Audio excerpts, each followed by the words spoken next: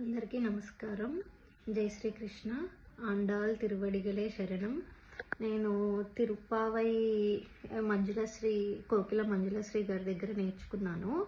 అసలు ఫస్ట్ మా అక్క చెల్లి వాళ్ళందరూ తిరుప్పావై వ్రతం అని చెప్పేసి వాళ్ళు ఒక 5-6 సంవత్సరాల క్రితం నుంచి వాళ్ళు తిరుప్పావై వ్రతం తెలుసుకొని వాళ్ళు ఎర్లీ మార్నింగ్ లెగిసి వ్రతం చేసేవాళ్ళు. నేను అప్పుడు వాళ్ళ పాసురాలు ఉంటాయి, ఇలా డైలీ ఒకటి చదువుతారు అని చెప్పేవాళ్ళు. కానీ వాళ్ళు పూజ మంచిగా చేసుకునేవాళ్ళు కానీ తిరుప్పావి నేర్చుకోలేకపోయారు. రోజు ఆ పాసురం వీడియో పెట్టుకొని ఆ వీడియో చూస్తూ పూజ చేసేసుకునేవాళ్ళు.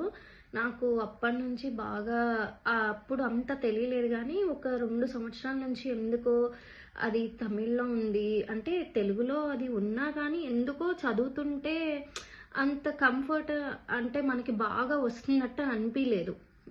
సో కానీ మనసులోనేమో బాగా నేర్చుకోవాలి అన్న ఇది ఏర్పడిపోయింది. సో అట్లా ఇయర్ ఆ కోరిక ఇంకా ఎక్కువైపోయింది.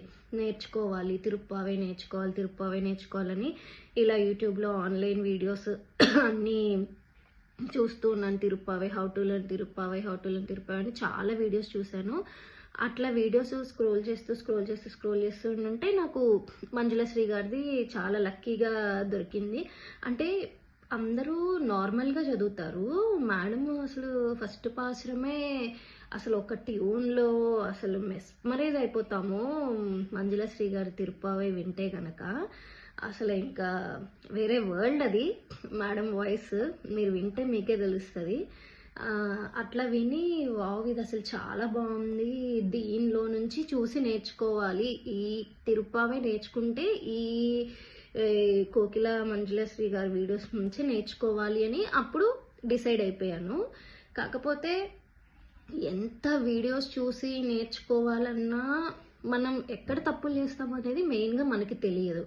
మనం నేర్చుకుంటాము, చదువుతాము, బాగానే ఉంటుంది కానీ మనల్ని సరి చేసే వాళ్ళు ఉండరు. తప్పులు ఎక్కడ తప్పు చదువుతున్నాము, ఎక్కడ కరెక్ట్ చదువుతున్నాము అని అది చెప్పేవాళ్ళు ఉంటే మనము నెక్స్ట్ టైం ఆ మిస్టేక్ రిపీట్ చేయకుండా ఉంటాము.